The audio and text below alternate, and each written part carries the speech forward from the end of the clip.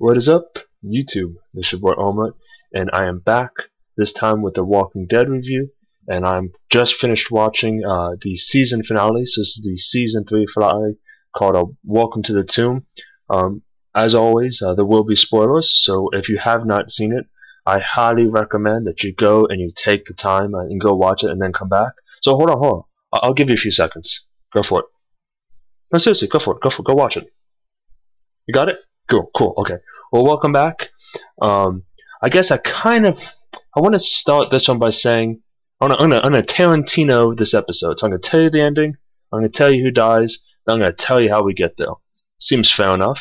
So at the end of the episode, Milton is dead. The governor has killed Milton by stabbing him. Milton then turns into a walker and then bites Andrea. Andrea then kills Milton. Andrea then kills herself to stop herself from becoming a walker. And the prison has now become a ton more crowded due to people from Woodbury. Okay, so let's backtrack to the beginning of the episode. So now you know how it ends. And the show opens up with one of the best intros I've seen in a long time. And it's kind of like this first person of the governor just wailing on somebody, saying, you wanted to help them, this is your fault, I needed those walkers. And then when it flips over, it's Milton, and Milton is just being beaten to like an absolute, just bloody pulp. And then he drags Milton into the room where Andrea is, and after he gives him this eloquent soliloquy, I think is the proper word though, about it's either you kill now and survive, or you die and then you kill. I thought it was kind of like a rather fitting turn of a phrase for his mental state. He says, Milton, you're not going to leave this room until you have killed Andrea.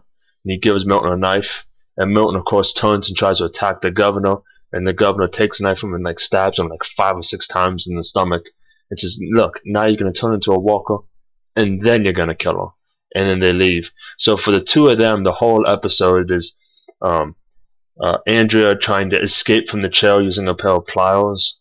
And Milton kind of talking and hanging on as long as humanly possible, such that he doesn't turn, and Andrea gets a chance to get out.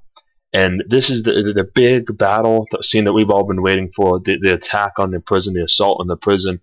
And right before they leave, Tyrese and the female that he's with tell the governor, hey, we really don't want any part of this. We'll help you kill walkers, but not hunt people. So why don't we stay here? We'll protect the elderly, we'll protect the kids. And then when you come back, if you still want us gone, we'll be happy to leave.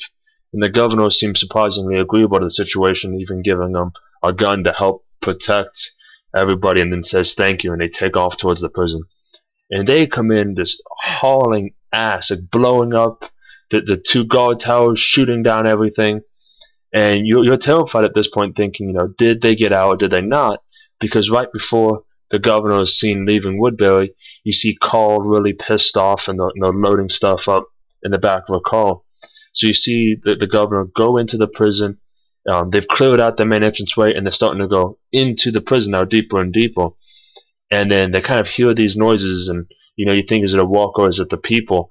And then they flash to the outside, and there's Carle and Herschel and little Kick-Ass, and the youngest Green sister is hiding, and it's Carle's job to watch over them. And Carle is just not happy. He wants to be in there killing the people from Woodbury and killing the governor, not outside watching them.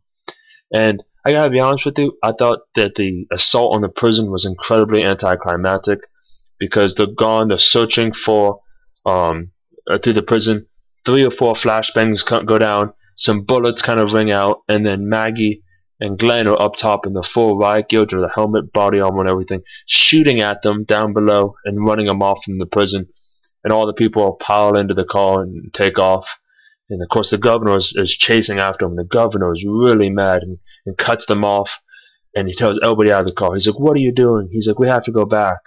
And all those people are like, no, those people are crazy as hell. Let them stay there. We don't want to die. We'll kill walkers. We're not killing people. This is ridiculous. And at that point the governor just snaps. You just see the last little piece of humanity that he has is just gone. And he literally kills everybody. So everybody that was in Woodbury left to attack the prison, with the exception of the old people, the kids, and Tyrese and his friend. And the governor has just killed everybody except for his two right-hand men, and then there's just one girl who just like hides underneath one of the dead bodies and gets kind of left alone. Lucky girl. And the governor just drives off, and you really don't see what happens to him. And at that point, they're contemplating back at the prison, is everybody okay? And when they realize everybody's safe, they decide, we have to go after the governor. We can end this tonight. And Rick, Michonne, and Daryl take off after him. And Maggie and Glen decide to stay back at the prison and keep a watchful eye on everybody. And in the meantime, there's kind of like this debate in which Carle has at this point just he's starting to become a bit of a sociopath, because he actually killed somebody when he really didn't have to. So Rick is now struggling with this, how do you stop your son from becoming the governor, while at the same time, trying to teach him about, defending his people. And it's kind of like this tough balance. It's starting to like cause Carle to crack, and the faction between, him and his dad is a bit tough. And as they're chasing towards Woodbury, they stumble upon this mass gravesite where the governor just killed everybody, and they find the one woman who was kind of hiding underneath the dead body, and she tells them what happened. And when they get to Woodbury, she helps them talk some sense into Tyrese and them to end the standoff, and they all kind of go into the town.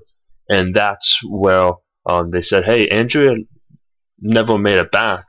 And they went to the same area where Maggie and Glen was, and that's where they found Andrea bitten by Milton. And they're all waiting outside, and Michonne said that she'd wait with Andrea to turn, and then Andrea was going to kill herself.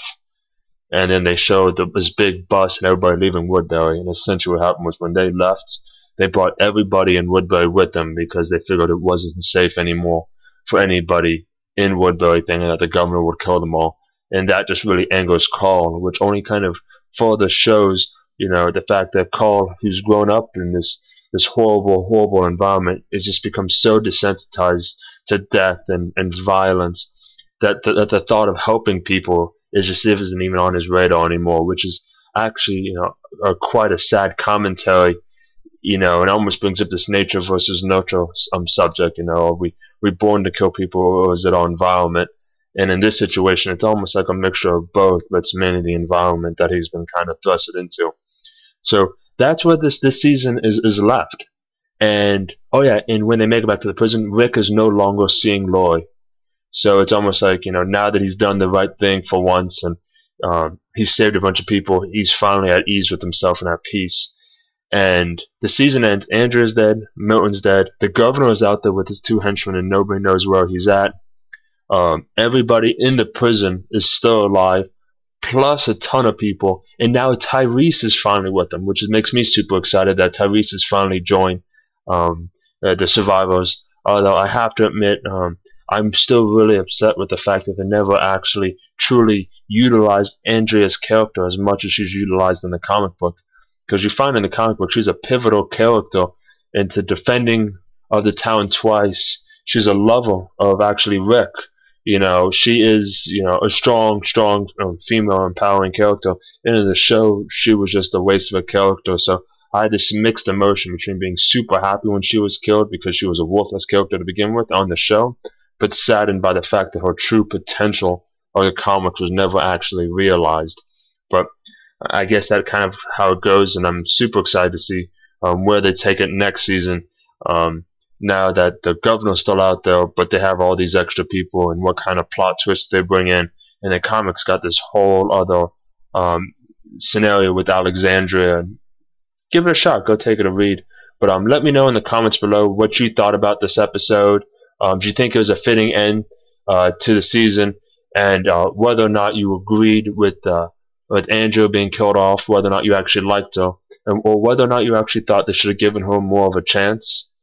And as always, have a good day.